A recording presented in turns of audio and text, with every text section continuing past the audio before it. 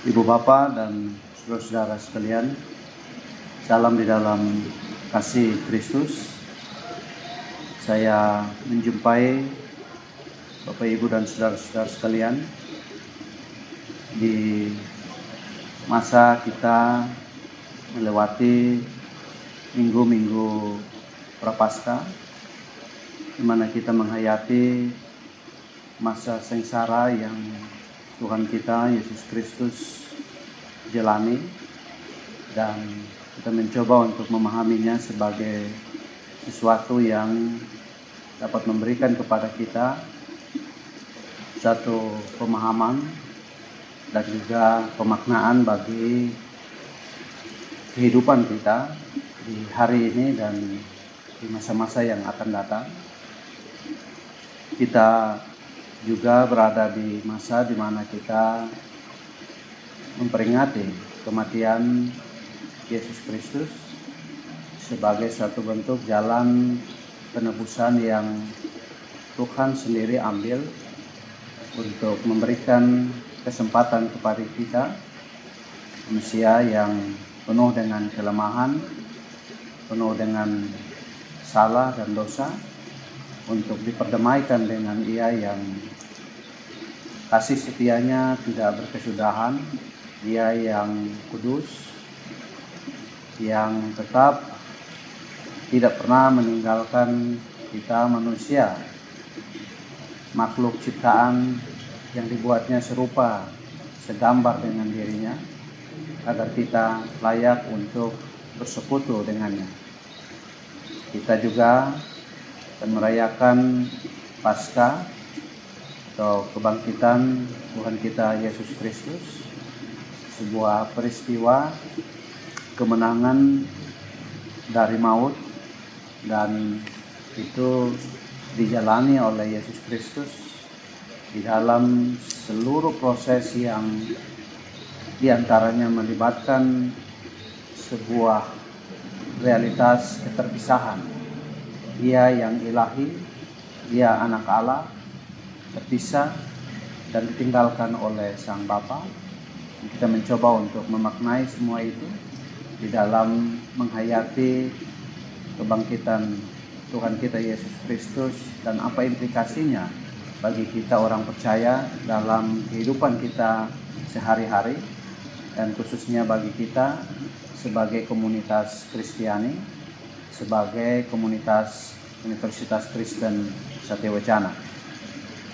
Ibu Bapak dan saudara-saudara, sebagai orang percaya tentu peristiwa Paskah adalah bukan sesuatu yang tidak kita pahami, bukan sesuatu yang baru.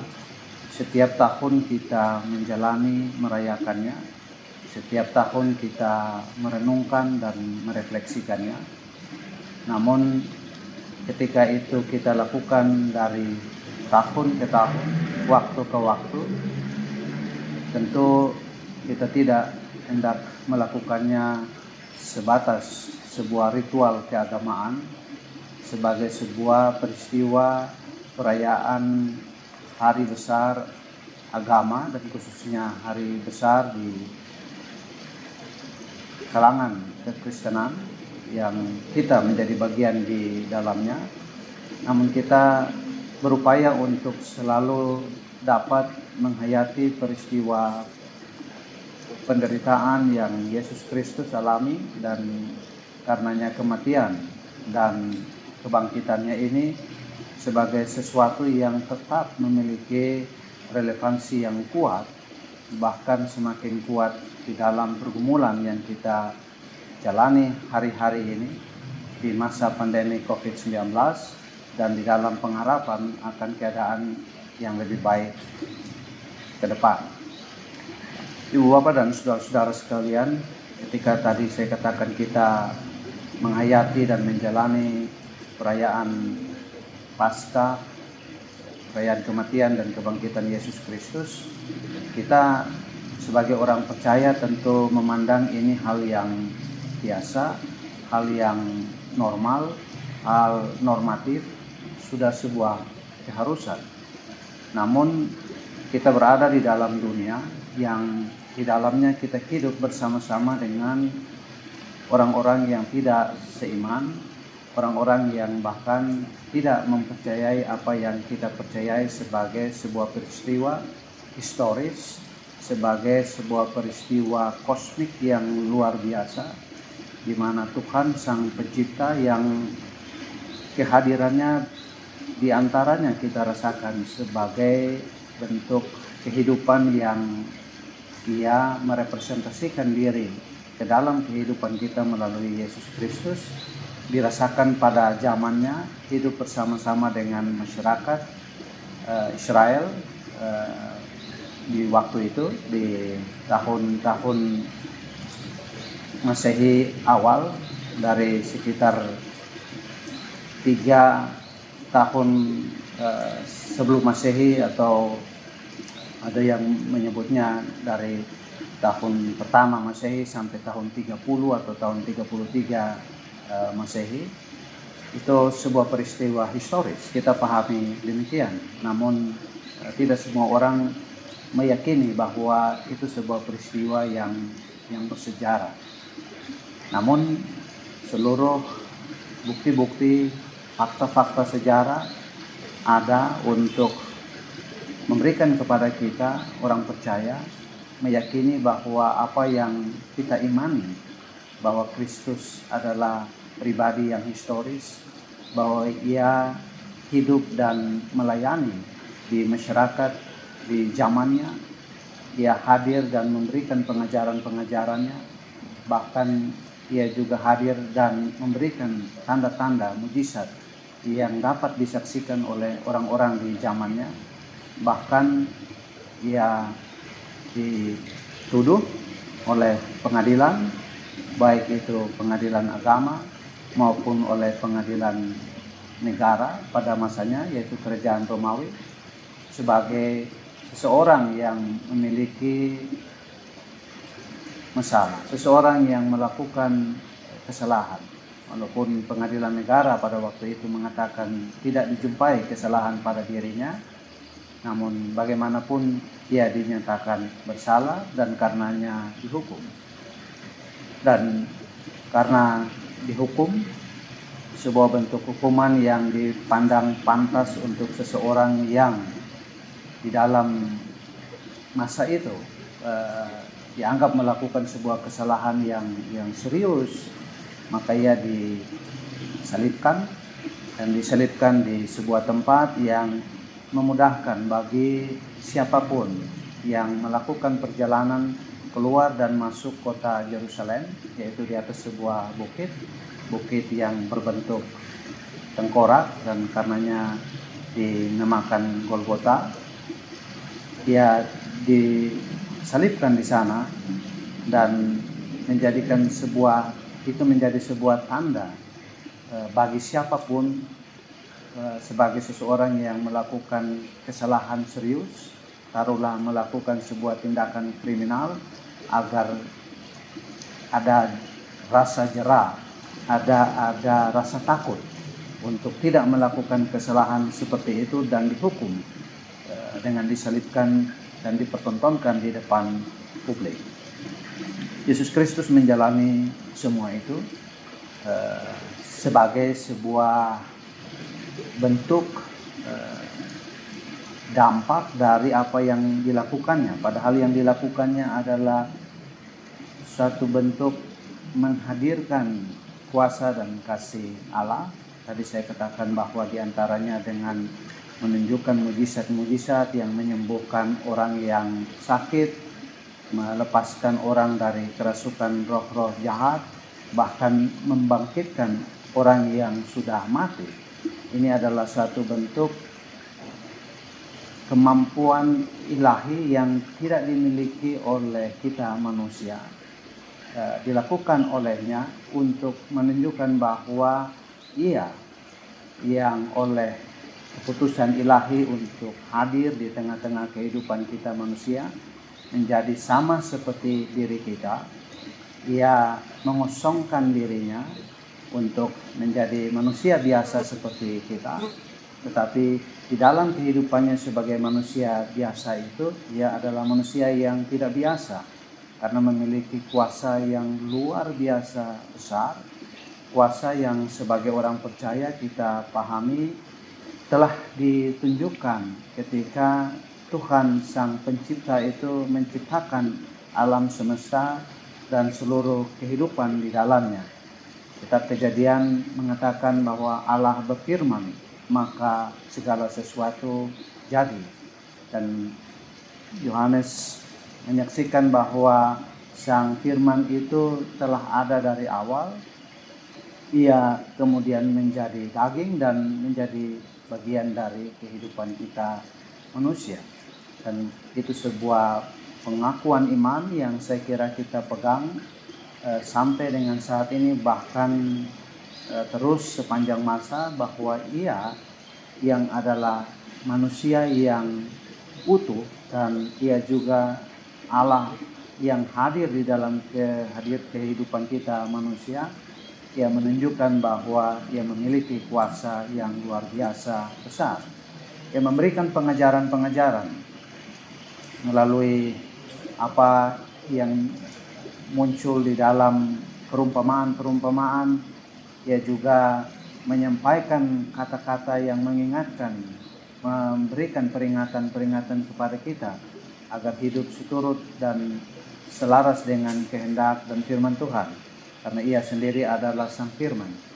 Ia melakukan apa yang tadi tidak dapat dilakukan oleh manusia, dan itu menunjukkan kepada kita betapa besar kuasanya. Tetapi untuk semua yang telah Ia lakukan itu, di dalam sebuah, taruhlah kita dapat mengatakan skenario ilahi, sebuah peristiwa kosmik yang Tuhan sendiri ambil di dalam rangka menyelamatkan kita manusia yang penuh dengan kelemahan, yang melakukan salah dan dosa. Kita tidak ada satupun yang dapat luput dari hukuman atas dosa, yaitu maut. Dan dalam hal ini saya mengajak kita untuk mencoba memahami bahwa maut yang kita dapat terima, ya, hukuman atas dosa-dosa kita itu bukan semata-mata kematian fisik yang dapat, ya, atau yang setiap manusia pasti mengalaminya, tetapi di dalam peristiwa yang Allah sendiri skenariokan dan bertindak langsung di dalamnya itu, maka Ia menghapus dosa-dosa kita. Ia mempersekutukan kembali kita yang fana, kita yang berdosa, dengan Ia yang sempurna, Ia yang kudus, di dalam realitas ilahi, di dalam hadiratnya yang kudus. Karena itu kematian fisik adalah hal yang tidak terhindarkan oleh siapapun kita, tetapi kematian rohani terpisah dari Allah sebagai sumber hidup, Allah yang telah menjadikan segala sesuatu, termasuk menjadikan kita manusia, bukan fisik kita saja, tetapi kita secara spirit, jiwa, kita secara roh. Ia menyelamatkan kita melalui peristiwa kematian dan kebangkitan Yesus Kristus itu untuk mempersekutukannya di dalam realitas ilahinya. Nah, Ibu Bapak dan saudara-saudara sekalian, sekalipun tadi kematian fisik adalah hal yang merupakan hakikat kita manusia, dan karena itu kematian fisik juga dialami oleh Yesus Kristus sebagai manusia yang utuh, sebagai manusia yang 100% manusia sebagaimana diri kita.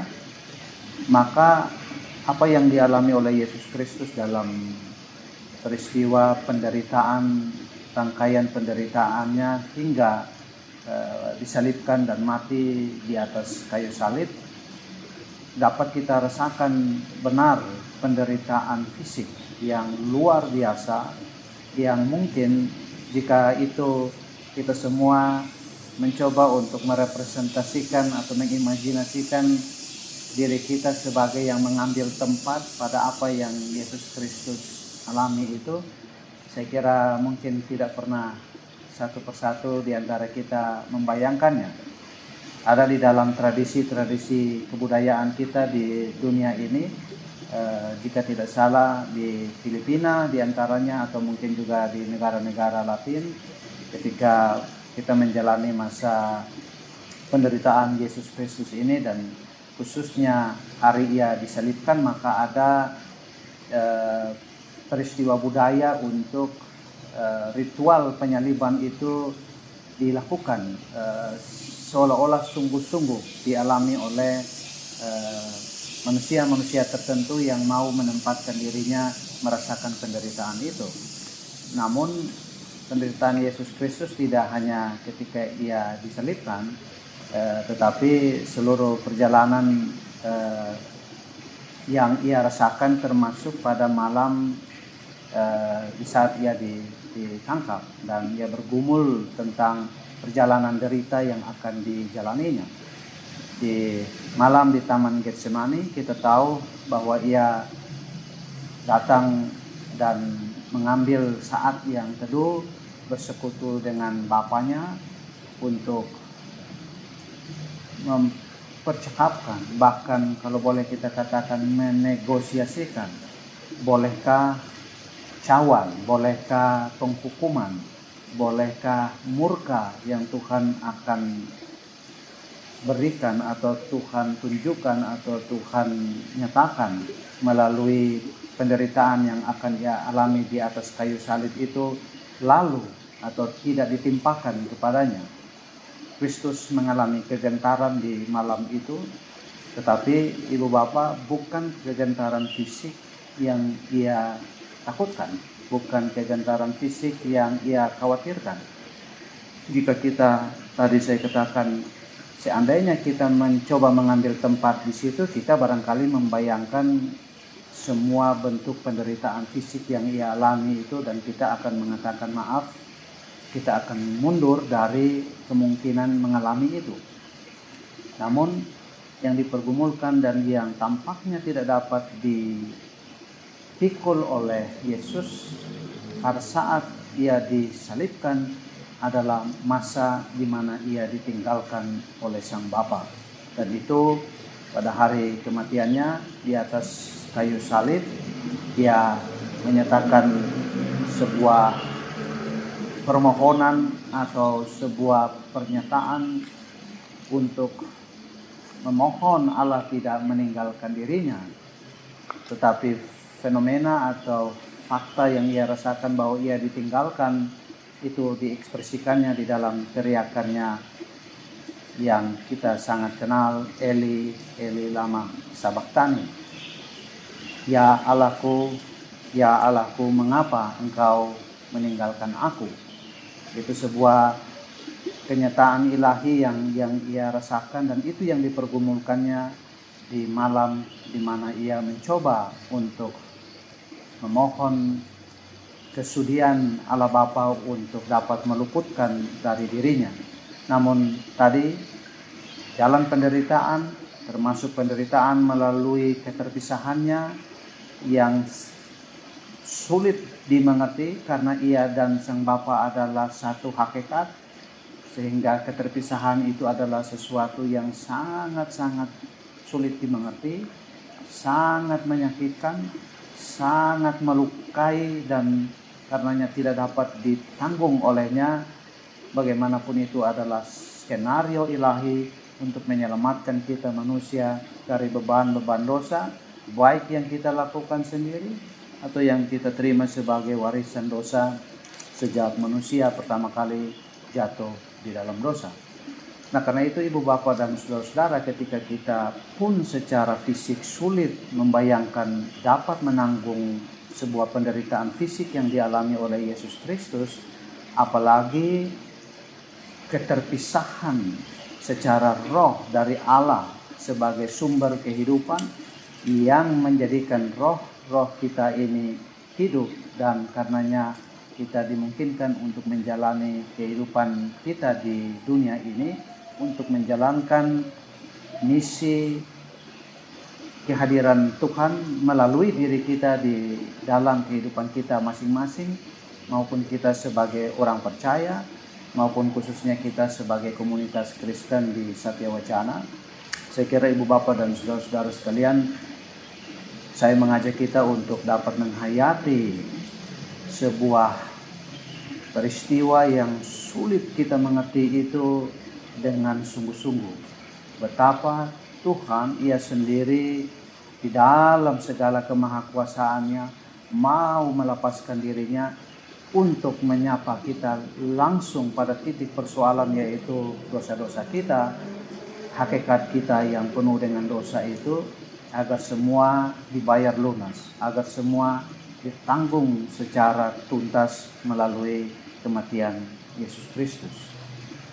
Orang memandang bahwa itu hal yang mustahil, tidak mungkin dialami, dan banyak keraguan tadi saya katakan muncul di atasnya. Mengapa Ia yang ilahi tidak dapat meluputkan dirinya dari peristiwa seperti itu? Jika Ia berfirman maka segala sesuatu jadi, maka dengan firman-Nya pula Ia dapat meluputkan dirinya dari kemungkinan dihukum di atas kayu salib dan mati. Karena memandang bahwa itu sebuah peristiwa yang mustahil, kita manusia, sebagian manusia misalkan memandang bahwa murid-muridnya kemudian merekayasa untuk kemudian menurunkannya dari atas kayu salib, menggantikannya dengan orang lain. Tetapi itu adalah sebuah skenario yang jelas-jelas tidak selaras dengan skenario ilahi untuk kehadirannya, untuk kehidupannya, untuk karya yang dilakukannya, termasuk karya terakhir di atas kayu salib untuk menanggung seluruh dosa-dosa kita agar sempurna penebusan yang Ia lakukan sekali dan untuk selama-lamanya. Ibu Bapak dan saudara-saudara, ketika banyak orang ragu, ketika banyak orang menyaksikan apa yang Kristus lakukan, kemudian dianggaplah bahwa kita umat Kristiani itu membangun narasi-narasi, cerita-cerita yang membenarkan apa yang kita imani, apa yang kita yakini. Ini tentu satu bentuk kesangsian yang saya kira ya bukan baru, tetapi masih hidup sampai saat ini dan bahkan masih terus berkembang, dan bukan tidak mungkin itu mengganggu kita, bahkan itu membuat tidak sedikit orang Kristen mempertanyakan imannya sendiri. Apa benar seluruh peristiwa itu historis? Apa benar Kristus lahir dari seorang perawan Maria? Apa benar Ia melakukan mujizat-mujizat? Apa benar Ia mati disalibkan dan apalagi dibangkitkan pada hari yang ketiga? Ibu Bapak dan saudara-saudara, pengikut-pengikut Yesus di masa pasca kematian dan kebangkitannya, mereka murid-muridnya yang awal, baik itu 12 murid, mereka bahkan di masa Kristus ditangkap, Simon Petrus yang mengaku bahwa dia akan bersama-sama dengan Kristus, ia sendiri kemudian membuat sebuah pengakuan yang Kristus sendiri sudah nyatakan, prediksikan akan terjadi, yaitu bahwa dia akan menyangkal. Dan memang benar dia melakukan. Itu kita manusia, Ibu Bapak dan saudara-saudara sekalian. Kita tentu sulit untuk berhadapan dengan penderitaan. Kita sulit untuk berhadapan dengan kemungkinan kita dihukum karena sesuatu hal, termasuk karena iman kita. Dan Simon Petrus melakukan itu. Dia menyangkal bahwa ia adalah bagian dari murid-murid Kristus. Dan itu menyelamatkan dia di dalam panggung sejarah manusia. Namun apa yang terjadi di atas kayu salib, kematian dan kebangkitan Yesus Kristus, keraguan-raguan yang dimiliki oleh para murid semua sirna karena Kristus bangkit. Karena Kristus yang sudah bangkit itu juga hadir di antara mereka. Kita juga bisa mengambil pengalaman iman, peristiwa besar yang dialami oleh Saulus yang kemudian menjadi Paulus. Ia yang tadinya adalah orang yang mengejar murid-murid Kristus dan menghukum mereka. Ia sendiri berhadapan dan dijumpai oleh Kristus yang telah mati, bangkit, dan hidup kekal itu.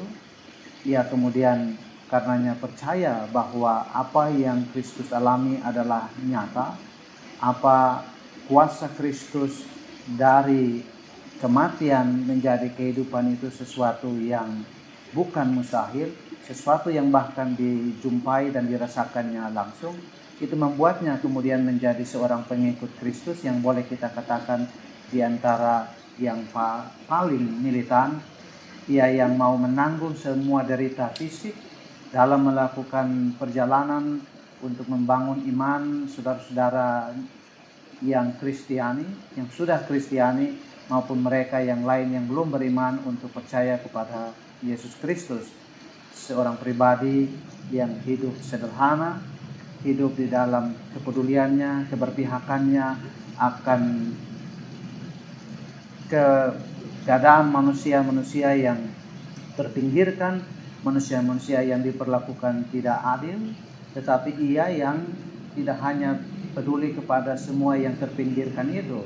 Manusia pada hakikatnya seluruhnya adalah manusia yang terpinggirkan dari realitas ilahi. Karena itu karyanya adalah karya untuk kita semua tanpa peduli siapa kita, apakah kita manusia yang di dalam kehidupan kita ini adalah orang-orang yang kurang beruntung, ataukah orang-orang yang barangkali diberi berkat Tuhan yang berlimpah. Semua kita dipanggil untuk dapat merasakan karya penyelamatan Kristus itu, mengaku bahwa ia adalah Tuhan, ia adalah anak Allah, dan karenanya itu kita terpanggil untuk juga melakukan karya-karya Kristus sejauh yang dapat dimungkinkan kita lakukan di dalam kehidupan kita.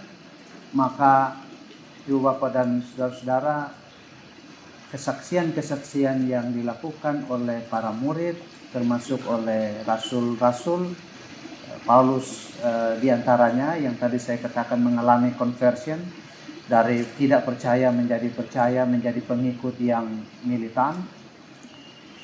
Semua itu berujung kepada derita. Jika Kristus sendiri menjalani misi kehadirannya di dalam kehidupan kita ini berakhir di dalam derita yang bahkan tidak dapat satupun kita manusia alami, yaitu keterpisahan dari Sang Bapa. Kita dan khususnya para murid, Ibu Bapak dan saudara-saudara sekalian, mereka yang percaya kepada Kristus juga mengalami penderitaan-penderitaan di dalam dunia. Para murid diantaranya dihukum mati, disalibkan, dan juga menjalani bentuk-bentuk penderitaan fisik yang luar biasa yang mungkin tidak kita bayangkan. Sedangkan kita hari-hari ini dan dalam kehidupan kita terus ke depan mungkin juga mengalami penderitaan-penderitaan fisik. 1 tahun lebih kita sudah menjalani masa COVID-19, dan itu adalah satu bentuk penderitaan psikis bagi kita yang tidak terbiasa untuk harus menenangkan diri kita di tengah ancaman COVID-19. Psikis bagi kita yang tidak terbiasa untuk harus diam di rumah atau melakukan pekerjaan-pekerjaan secara sendiri, terpisah dari rekan-rekan sekerja sebagaimana biasa kita alami di masa pra-pandemi. Fisik bagi kita ketika kita barangkali mengalami terpapar, terinfeksi, dan menderita karena COVID-19, walaupun kita dapat diluputkan dari sakit penyakit itu. Fisik ketika sebagian dari orang yang kita kasihi mengalami COVID-19, tetapi kemudian meninggal karena penyakit COVID-19 ini, bahkan meninggal melalui proses yang menderita.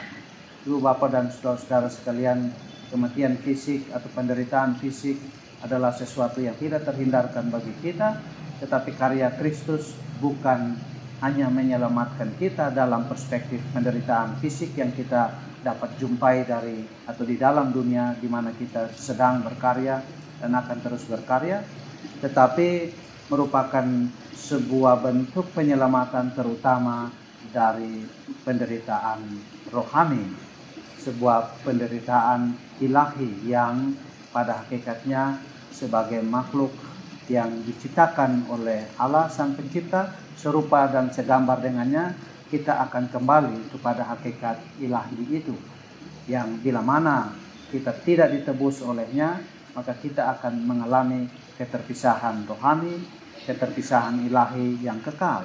Dan itulah karya Kristus menjembatani kita dengan Allah yang kudus, Allah yang kekal itu. Ibu Bapak dan saudara-saudara, pemahaman seperti ini saya yakini merupakan bagian dari pemahaman iman kita yang kita setiap tahun perbaharui, yang setiap saat kita kuatkan. Namun persoalan memiliki pemahaman iman seperti ini di dalam pemahaman bahwa iman tanpa perbuatan adalah mati, maka pertanyaannya adalah apa implikasi bagi kita setelah kita menerima berkat ilahi yang luar biasa besarnya. Setelah kita memiliki pemahaman iman yang fundamental dalam memahami kesejarahan kehidupan Yesus Kristus, kesejarahan peristiwa kematian dan kebangkitannya, bahkan penampakannya bukan saja kepada murid-murid pada zaman itu, tetapi ia masih berkuasa untuk menampakkan dirinya kepada setiap kita hari ini dan terus ke depan. Apa artinya memiliki pemahaman seperti itu? Ibu Bapak dan saudara-saudara, setiap kita diberikan kesempatan untuk hidup sebagai bagian dari skenario ilahi. Tuhan menghendaki kita ada di muka bumi ini. Tuhan memberikan kepada kita bentuk kehidupan kita masing-masing. Setiap kita diberikannya talenta-talenta untuk dapat kita pakai di dalam misi kehidupan yang Ia berikan kepada kita semua. Tuhan karenanya punya maksud, bukan tanpa maksud menghadirkan setiap kita, namun Ia juga memberikan kepada kita kuasa atau kemampuan, karena kita segambar dengan dirinya, untuk memutuskan apa yang bakal kita jalani di dalam kehidupan yang sebetulnya Ia titipkan kepada kita untuk melakukan misi ilahinya. Namun Ibu Bapak dan saudara-saudara sekalian, kita ini manusia lemah, kita manusia yang rapuh, kita kadangkala lebih banyak dijumpai melakukan apa yang kita inginkan sendiri, kepentingan-kepentingan kita, daripada apa yang Tuhan inginkan dan merupakan misi ilahi yang dititipkan kepada kita. Kita hadir di dalam kehidupan kita, di dalam keluarga-keluarga kita masing-masing, di dalam kehidupan sosial kita, di dalam peran-peran yang kita mainkan, termasuk kita di komunitas Satya Wacana. Apa arti kehadiran kita sebagai Satya Wacana? Apa arti kehadiran Ibu Bapak, saudara-saudara sekalian di dalam komunitas yang disebut sebagai Satya Wacana? Kita terpanggil untuk melakukan tugas-tugas ilahi, misi-misi ilahi yang Tuhan titipkan kepada kita. Namun tadi hakikat kita adalah hakikat yang berdosa, hakikat yang penuh kelemahan. Salah dan dosa adalah bagian dari diri kita. Namun ketika kita diperbaharui pemahaman iman kita, diingatkan dari waktu ke waktu tentang apa yang Kristus kerjakan bagi kita, saya kira Ibu Bapak dan saudara-saudara sekalian, ketika umat Israel pun diluputkan Allah dari penghukumannya, ketika kita saat ini diluputkan dari penghukumannya, maka sebagai bentuk rasa syukur kita yang luar biasa atas kita diluputkan dari hukuman kekal, maka kita diingatkan untuk terus kembali memahami misi yang Tuhan titipkan bagi kita semua, pribadi lepas pribadi, keluarga lepas keluarga, maupun kita sebagai Satya Wacana. Tentu ada banyak hal yang harus kita lakukan dan kita memiliki tangan yang terbatas. Namun Tuhan memberikan kepada kita kehidupan yang sebetulnya tidak terbatas. Apa kuasanya dapat menjangkau kita di dalam segala keadaan kita. Kita dapat dikaruniai rupa-rupa berkat, bahkan tidak langsung melalui diri kita, melalui orang-orang yang kadang-kadang kita tidak bisa pikirkan sebelumnya kehadiran berkat-berkat Tuhan dapat menyapa kita. Namun untuk semua itu Bapak Ibu semua hanyalah dititipkan kepada kita untuk dapat kita lakukan, kita pakai dengan bertanggung jawab melakukan tugas-tugas misi yang kita emban. Sebagai Satya Wacana, kita dihadirkan untuk membangun sebuah upaya untuk menghadirkan kasih Tuhan di tengah-tengah kehidupan kita melalui pelayanan di dunia pendidikan, khususnya pendidikan tinggi. Sebagai komunitas pendidikan tinggi, kita diberikan talenta-talenta untuk mengembangkan ilmu pengetahuan. Kita diberikan talenta untuk mencari kebenaran yang ilahi, kebenaran yang bersifat tuntas dalam berbagai macam realitas kita, walaupun di dalam kehidupan kita, baik secara fisik maupun realitas kemanusiaan kita yang lain, psikis, sosial, kultural, banyak hal tidak kita dapat mengerti secara tuntas. Dan karena itu proses kita mengembangkan ilmu pengetahuan adalah proses yang tidak akan selesai. Kita hanya diminta untuk tekun, kita diminta untuk mengerjakannya dengan jujur, kita diminta untuk menemukan dan menyingkap kebenaran-kebenaran itu apa adanya.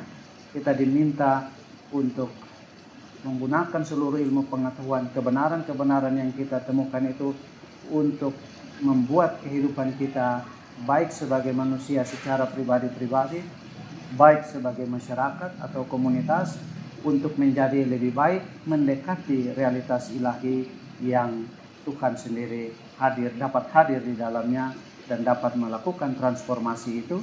Tetapi Tuhan percayakan kepada kita untuk menjadi mitra sekerjanya, melakukan proses transformasi diri, melakukan proses transformasi sosial, kultural di dalam kehidupan kita. Ini tugas yang Satya Wacana emban. Ini tugas yang Bapak Ibu, bahkan teman-teman mahasiswa juga emban. Kita semua adalah insan-insan Satya Wacana yang oleh para pendiri lembaga ini sudah dititipkan banyak karakteristik sebagai sebuah lembaga, misi sebagai sebuah lembaga, dan kita memimpikan Satya Wacana yang lebih baik, yang tentu saja semua hanya dapat kita capai di dalam kesungguh-sungguhan kita melakukan tugas kita sebagai Satya Wacana. Di dalam seluruh kelemahan kita, bekerja bersama-sama adalah bagian yang menjadi salah satu tantangan bagi kita. Tuhan sendiri telah berkarya di tengah kehidupan ini melalui berbagai macam bentuk kerjasama dengan manusia, dengan keadaan-keadaan yang ada di sekeliling kita untuk membawa kita mencapai atau melihat misi yang Ia inginkan terjadi di dalam kehidupan ini. Oleh karena itu, saya mendorong kita semua di dalam segala keterbatasan pribadi lepas pribadi komunitas kita ini, maka berpikir di dalam bekerja sama sebagai insan-insan ilahi untuk melakukan berbagai tugas dan misi kita sebagai orang percaya di tengah-tengah kehidupan ini. Maka kerjasama adalah hal yang tidak terhindarkan, hal yang sepatutnya, hal yang harusnya kita lakukan di dalam menuntaskan, menjalankan misi kita sebagai Satya Wacana. Kita berdoa bahwa Tuhan yang Maha Kuasa itu, Ia yang membuat hal yang hampir mustahil dilakukan, telah dilakukannya di dalam kehidupan Yesus Kristus, dalam penderitaannya, kematiannya di atas kayu salib, dan kebangkitannya. Tuhan yang sangat peduli kepada kita, Tuhan yang Maha Kuasa itu dapat memampukan kita untuk melakukan tugas-tugas kehidupan kita ini, di sini, dan terus sepanjang masa, sepanjang kehadiran Satya Wacana masih ada di muka bumi ini. Dari kota Salatiga, dari Indonesia, kita dapat berkarya bagi kemanusiaan untuk menyatakan kasih Allah Bapa, untuk menyalurkan berkat-berkat-Nya di dalam atau melalui kehidupan kita bagi banyak orang. Kiranya Tuhan yang Maha Kuasa itu memberkati dan menolong kita semua. Selamat merayakan Hari Raya Paskah, selamat menghayati seluruh peristiwa penderitaan Yesus Kristus, kematiannya dan kebangkitannya. maknai itu di dalam kehidupan pribadi Bapak, Ibu sekalian, saudara sekalian, secara pribadi, secara keluarga, dan nyatakanlah di dalam perbuatan-perbuatan apa yang mungkin Bapak Ibu lakukan untuk membayar kasih Allah yang luar biasa besar itu di dalam pengasihan kita akan sesama kita. Tuhan menolong kita, Tuhan memberkati kita. Selamat Paskah.